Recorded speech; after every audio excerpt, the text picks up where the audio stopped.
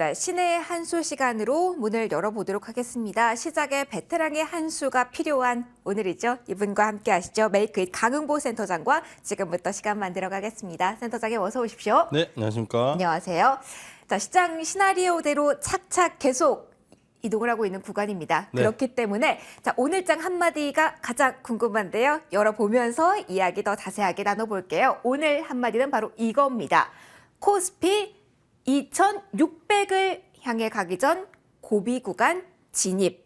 자, 일단 네, 센터장님 지난번 말씀해 주신 그 자리 오버슈팅 나온 자리입니다. 네. 여기에서 당분간의 횡보세가 이어질까요? 아니면 바로 튈까요? 궁금하신 분들 많을 것 같습니다. 한마디에 대한 네. 분석 먼저 부탁드릴게요. 일단 원래 뭐 미리 말씀드리는 게 좋을 것 같습니다. 왜 이렇게 한 줄 오늘장 한마디에 코스피 2,600을 향해 가기 전 고비 구간 진입. 이거는 제가 12월 말까지는 최선을 다해서 여러분들과 함께 하고자 했으나 그 이번 주로 마감 해야 될 것 같아.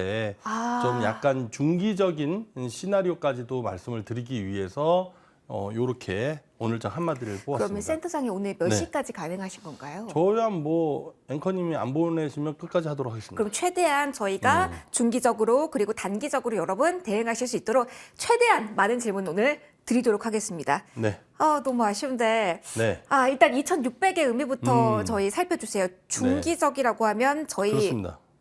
어느 정도 기간까지? 내년 한 6월, 그러니까 뜨거운 여름이 다가오기 전까지는 2,600을 갈 수 있다고 보고 있는데, 네.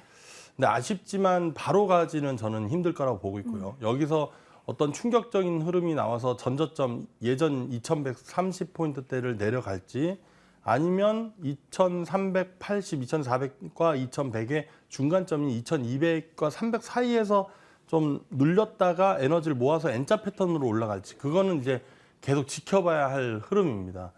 그래서 제가 생각했을 때는 뭐 전저점을 깨지 않는 흐름이 나오면 가장 베스트지만 그것도 열어놓으면서 2,200, 300 눌리면 저는 확률적으로 저는 90% 이상 나온다고 보고 있거든요. 2,350에서 2,380까지 올라온 이 현재 구간에서는 오버슈팅을 감안하고 또 제가 시황 전략이 틀려서 여기서 바로 2,400을 간다 하더라도 그건 순간적인 뭐 여러 가지 쇼커버링이라든가 파생적인 일시적인 내용이지 어떤 뭐 밸류적인 차원, 어떤 경제지표, 재료적인 측면에서 올라가는 것은 아니다. 그렇기 때문에 개인 투자자들은 정말 엇박자가 날 수 있는 아주 위험한 구간이기 때문에 현재 구간에서는 만족을 하시고 좀 위기 관리 대응을 해야 된다. 단 내년 6월 달까지는 2,600이라는 좀 멋진 그림이 또 나올 수 있기 때문에 또 오늘 방송에서 좀 짚어보도록 하겠습니다. 알겠습니다. 네. 말이 잘 안 나오네요. 질문은 많이 드려야 될 것 같은데. 네. 자, 그러면 일단 하나씩 저희 진도를 나가보도록 할게요. 요즘 미국 증시와 한국 증시 비교해서 시황 기사들이 많이 나오는데 그렇습니다. 미국 대비 강하다라는 표현들이 헤드라인을 장식하고 있더라고요. 네. 정말 그런 건지 여기서부터 저희 출발해서 하나씩 짚어주실까요? 일단 미국 증시 화면 같이 보시면 저점 대비해서 미국 증시가 훨씬 강하게 올라왔습니다. 그러니까 일단 기사 송출을 하고 여러분들이 이렇게 기사를 보면은 진짜 한국 증시가 강한 거 같냐? 아닙니다. 미국 증시가 먼저 강하고 먼저 선 반영을 해줬고 미국 증시가 멈춰 있는데 국내 증시는 가지 않았기 때문에 올라가는 거지. 그냥 현재 보는 그림 가지고 기사를 보시고 여러분들이 그걸 본 다음에 판단하시면 엇박자가 나는 겁니다. 그러니까 항상 여러분들 투자 내공을 올리시는 이렇게 공부를 하셔야 된다는 말씀 먼저 드리고요. 다우존스 산업지수는 33,000포인트에서 일단 바로 가기보다는 좀 쉬어갈 수 있다 말씀드렸는데 최근 3, 4거래일 옆으로 횡보하는 그림이 만들어지고 있습니다. 그러니까 이 구간에서는 다시 올라간다 하더라도 저는 밑으로 내려오면서 41,000포인트 다시 내려올 가능성이 있기 때문에 서학개미분들 여기서 욕심내가지고 계속 하시다가 환차익에도 손실 보시고 또 계좌 손실도 추가적으로 나시면서 좀 어렵지 않을까 이렇게 보고 있습니다. 그래서 일단은 지수적으로는 31,000원과 3만 포인트 사이를 저는 이번 11월 중에 늦어도 12월 초까지는 하락으로 내려오는 흐름이 나올 수 있다고 보고 있기 때문에 미국 증시의 훈풍을 기대하지는 말자 이렇게 판단을 하고 있습니다. 그러면은 물가랑 중간 선거가 있잖아요. 네. 뭐 재료만을 보시지는 않지만 네. 기술적인 그 마디와 맞물렸을 때의 파급 효과는 저희가 조금 질문을 그렇습니다. 드려도 될 것 같은데 지금 두 가지 큰 변수를 시장에서는 많이 이야기를 하고 있습니다. 그거에 대해서는 지금 어떤 신호, 우리가 전략에 대한 힌트를 찾아볼 수 있을까요? 네, 일단 재료적인 측면과 기술적 마디가 부분 그리고 지수 위치에 따라서 우리가 시장을 판단할 때 확률이 상당히 높아집니다. 그래서 앞으로 중간 선거가 트리거가 되면서 밑으로 빠질지 아니면 먼저 뺐는데 중간 선거가 좀 증시에 호의적인 모습이 나와서 반등을 줄지 그러니까 뭐 어떤 결과가 나오든 미국 증시는 여기는 단기, 중기 고점을 나왔다 이렇게 판단하고 있습니다. 그래서 재료적인 부분은 여러분들 더 좋은 전문가님들의 의견을 한번 참고해 보시고요. 기술적으로는 그렇게 판단하고 있다. 자, 나스닥 차트를 잠깐 보도록 하겠습니다. 나스닥 차트는 다우존스 산업지수보다는 덜 갔습니다. 그래서 이게 맞물리는 것을 잘 보셔야 되는데 다우존스 산업지수는 고점 신호가 이미 나와 있는 상태에서 횡보했다가 오버슈팅 나왔다가 주저앉을 가능성이 높고요. 나스닥 지수는 다우존스 산업지수와 어깨를 나란히 맞출 것 같지는 않습니다. 그냥 지금 구간에서 쌍바닥 패턴에서 살짝 반등했다가 전저점을 이탈하면서 좀 어두운 분위기를 흘러내리지 않을까 그렇게 보고 있습니다. 미국 증시는 이 정도로 정리하면 좋을 것 같고요.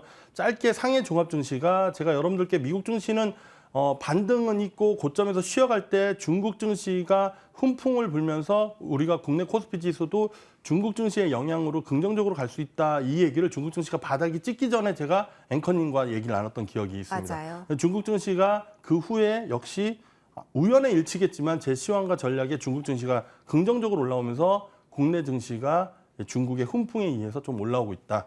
화장품 관련 종목과 중국 관련 종목들이 올라오는 것으로 봐서는 이거는 우리가 데이터상으로도 우리가 확인할 수 있는 것 같고요.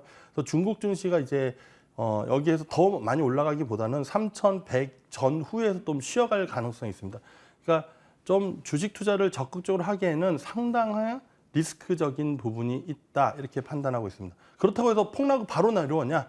옆으로 횡보하면서 이거 강 센터장 시황이 그동안 잘 맞았는데 이번에는 틀려서 막 올라가는 거 아니야? 라는 마음을 주면서 옆으로 횡보하다가 아니야 나 이거 한번 투자해볼래 해서 들어가는 순간 아마도 시장은 하락하지 않을까 그렇게 판단하고 있어서 이 어마어마하게 중요한 시장 구간에 제 그 회사에 여러 가지 좀 사정이 생겨서 이런 좀 아쉽게 이번 주까지만 해야 될 것 같다는 생각이 듭니다. 아이고, 네. 저희 방송 끝나기 전까지 마음 변하면 저한테 신호 주시고요. 네. 예, 일단 다음 질문을 드려보도록 할게요. 자, 코스피 2600 내년 여름 뜨거울 때 전망을 주셨습니다. 일단 단기로는 그러면 저희가 계속해서 고비, 횡보, 박스권 이 안에서의 흐름을 예측을 해야 되는지 네. 이번 주 그리고 다음 주 정도까지의 흐름 전략 좀 들어볼까요? 일단 이번 주 이제 옵션 만기일까지는 여기에서 뭐 큰 폭의 그냥 변동성은 있지만 시장이 급락 가능성까지는 제가 열어놓고 있지는 않습니다. 근데 밑으로 내려와야 하는 기술적 자리가 코스피 지수 2270포인트 내외입니다. 그래서 2250에서 2280 사이 정도는 먼저 내려와야 그 다음에 반등했을 때 이거 의외로 시장 강한 거 아니야라고 우리가 고민을 할 수 있는 체크 포인트가 바로 일단 여기서 바로 올라가기보다는 먼저 내려와야 됩니다. 여기서 내려오지 않고 올라간다 그러면 예를 들면 이런 거죠. 만약에 여기서 오버슈팅으로 한 2,400원 막 돌파하는 흐름이 나오면 개인 투자자분들이 이거 그냥 가는가 보다 하면서 내년 6월 달까지 2,600이라는 전략도 좀 SNS 방송에서 많이 보이는데 경제TV에서 보이는데 하면서 올라타는 경우가 생기면 원래는 2,200에서 300 사이에서 2,200 초 정도에서 지지선을 구축해서 다시 우상향하면서 종목 차별화 장세가 펼쳐질 수 있는데 우리 개인 투자자들의 수급이 막상 꼬이면요. 어떻게 되냐면 2,100포인트를 이탈하면서 2,050 정도, 2,000 테스트 자리까지도 급락 장세가 또 나올 수도 있습니다. 그래서 참 이게 어렵습니다. 내가 투자하면은 빠지고 내가 투자 안 하고 가만히 있으면 올라가고 소액만 투자하면 날아가고 이런 게 지금 현실인데 그만큼 미스터 마켓이 그 고도의 전략과 AI가 하고 있기 때문에 저희들이 참 이걸 대응하기가 참으로 어렵습니다. 그래서 정리를 좀 드리자면 여기서 2,400, 380까지는 오버슈팅이 제가 나올 수 있다고 여러분들께 강력한 코멘트를 드렸지만 저는 여기서 여러분들 제가 방송을 다음 주도 하고 다다음 주 한다고 해도 저는 매주 나와서 말리지 않을까. 물론 종목 차별화 장세가 나와서 어떤 종목들은 올라가는 경우가 있습니다. 근데 전체를 아우르는 제 시황 전략을 드리는 입장에서는 저는 무조건 말리지 않을까. 여기서 먹을 게 있다 하더라도 여러분들이 또 공격적인 성향을 갖고 있다 하더라도 10에서 30% 정도의 좀 비중으로만 하시고 나머지 뭐 70에서 90%는 가족분에게 맡기는 게 여기서는 현명한 투자 전략이다. 이렇게 말씀드립니다. 그러면은 네. 드리고 싶은 질문을 여러 가지 좀 드릴게요. 네. 개인 투자자분들은 사실 코스피보다도 코스닥 위주로 많이 가지고 계신 분들도 네. 계실 텐데 네.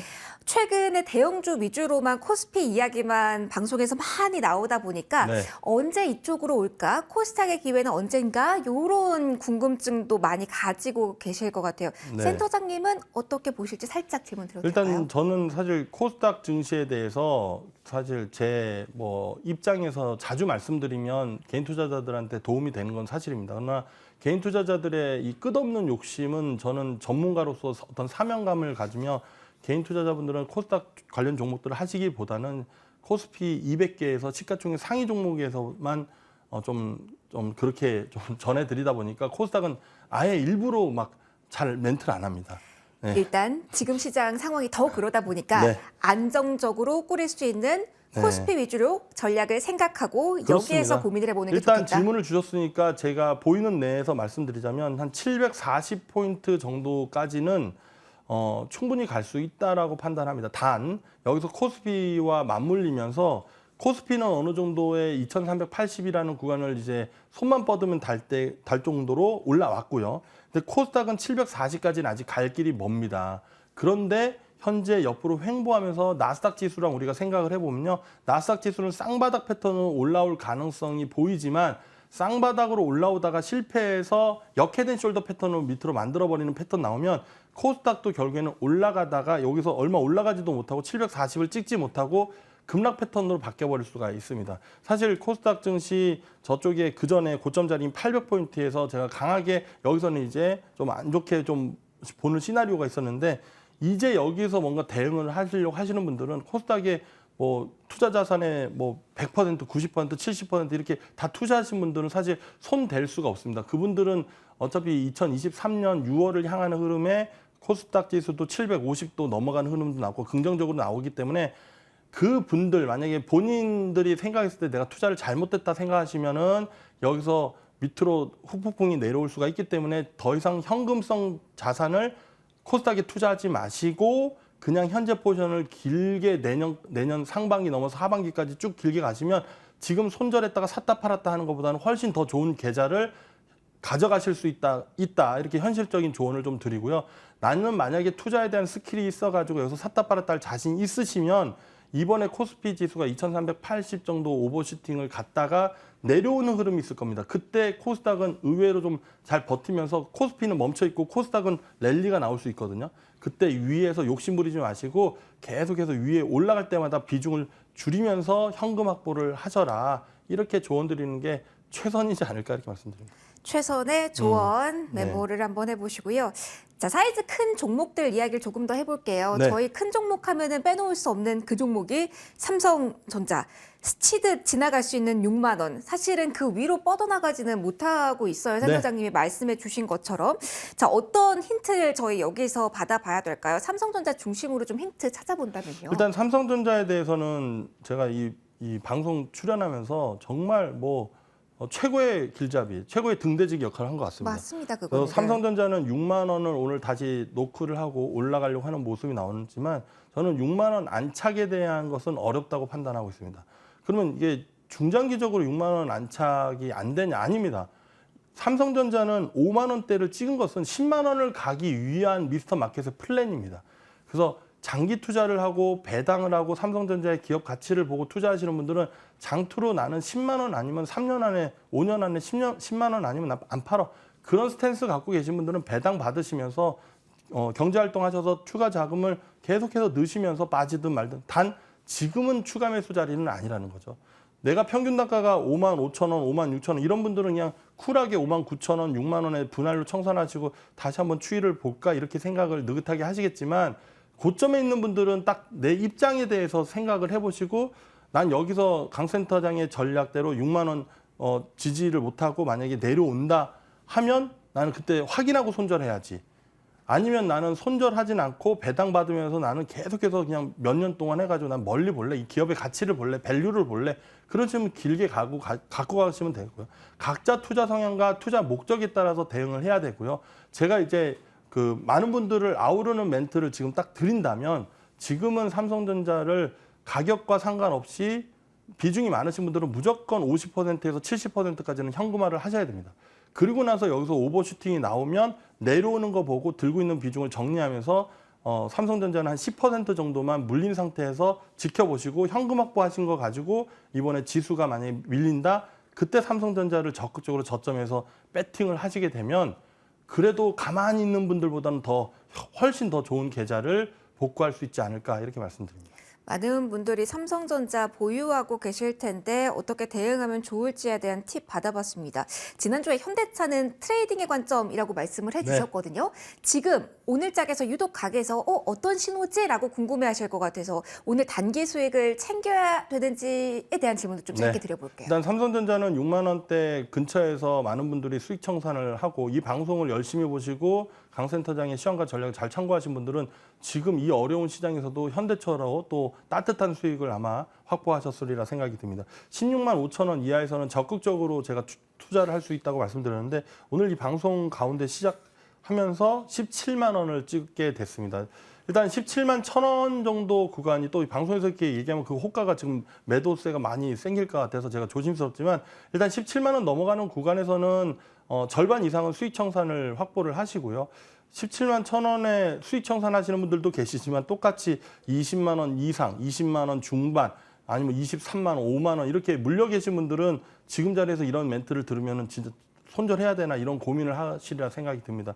근데 자동차 섹터는 그동안에 시장이 저점에서부터 반등할 때 좀 더디게 갔습니다. SK 하이닉스를 대장으로 해서 먼저 올라갔었던 부분이 있기 때문에 저는 지금 자동차 섹터의 이제 대장인 현대차나 자동차 섹터 다른 종목들은 빠지더라도 덜 빠지면서 일단 지수가 내년 6월 달에 우상향하는 흐름에서 가장 핫한 종목군들이 되지 않을까 그렇게 보고 있습니다. 그래서 제가 이제 오늘 이번 주 방송을 마지막으로 여러분들께 드리고 싶은 말씀은 내가 투자 내공이 높다 그러시면 뭐 여러 가지 종목들 참고하시면서 SNS나 경제TV 보면서 하셔도 되지만 내가 아직은 투자 내공이 부족하다 그러시면 자산을 지키는 전문가를 보실 때 공격적으로 여러분들의 수익을 추구하는 전문가보다는 리스크를 관리해주는 전문가를 선택하시는 게 여러분들 자산을 장기적으로 여러분들 지켜나갈 수 있는 가장 좋은 방법입니다. 제가 드리고 싶은 말씀은 이제 마무리를 드리자면 현대차 자동차 섹터 이 종목은 물려 있어도 내년 6월에 지수가 좀 안 좋게 돼도 가장 여러분들 계좌를 훈훈하게 해준 섹터가 되지 않을까 그렇게 보고 있습니다. 리스크 관리 이야기를 하셔서 요것만 짧게 질문을 드릴게요. 항상 센터장님께서 말씀을 해주셨던 것이 달러 선불 인버스 ETF. 지금 자리에서 많이 궁금하실 것 같습니다. 1,380원까지 보셨고 그 자리에서 신호 주실 거다라고 저희가 생각하고 있었거든요. 자, 오늘 플랜 주셔야 될 것 같습니다. 맞습니다. 이제 시간이 이제 얼마 없죠. 일단 여러분들께 제가 11월 초부터는 이제 원달러 환율 흐름은 1,400원을 깨는 흐름으로 모습을 가고 1,450원을 고점으로 해서 이제 내려가는 모습이 나올 것이다. 그러면서 고점 자리에서 원달러 선물 인버스 ETF의 레버리지에 대한 전략을 드렸습니다. 그래서 뭐 큰 수익은 아니지만 그래도 어려운 시장에서 계좌도 지키면서 그래도 여러분들이 조금의 수익을 얻고 계실 텐데요. 제 생각에는 여기서 1,380원까지 내려오면 다시 1,400원을 넘어가는 흐름이 나왔다가 그러니까 내년 상반기에 이제 이 코스피 지수 2,600을 향하는 흐름에서 이 원달러는 1,330원 라인까지도 내려갈 거라고 보고 있습니다. 그러니까 여러분들이 선택을 하는 것입니다. 여기 내가 원달러 선물 인버스에다가 비중 많이 들고 있으니까 나는 샀다 팔았다 할 능력이 안 되니까 그냥 내년 6월 달까지 그냥 쭉 들고 가서 은행 금리보다 좋은 성과를 낼래? 이렇게 선택하실 분들은 트레이딩을 안 하셔도 되고요. 만약에 나는 트레이딩을 좀 하겠다 하시면 1,380원 구간에서는 수익을 일부 청산했다가 다시 1,400원 이하에서 다시 공략을 하고 이러시면 결국에는 코스피 지수도 좋고 원달러 환율의 위치도 우리 경제적으로 좀 우호적인 모습으로 가지 않을까 이렇게 정리해드리면 어떨까요? 네, 알겠습니다. 센터장님, 저희 언제라도 네. 요 말은 꼭 전해야 된다라는 심경의 변화가 생기시면 저희에게 가장 먼저 연락을 부탁드려도 될까요? 네, 저는 다른 경제 미디어 출연하지 않습니다. 오직 머니투데이만 출연합니다. 네. 좋습니다. 머니투데이 방송에서 또 한 번 센터장님과 이런저런 이야기하는 그날을 기대하면서 일단은 오늘 지금까지 감사하다는 말씀과 함께 마무리하도록 하겠습니다. 지금까지 메이크잇 강흥보 센터장과 신의 한수 시간 함께 하셨습니다. 센터장님 고맙습니다. 감사합니다.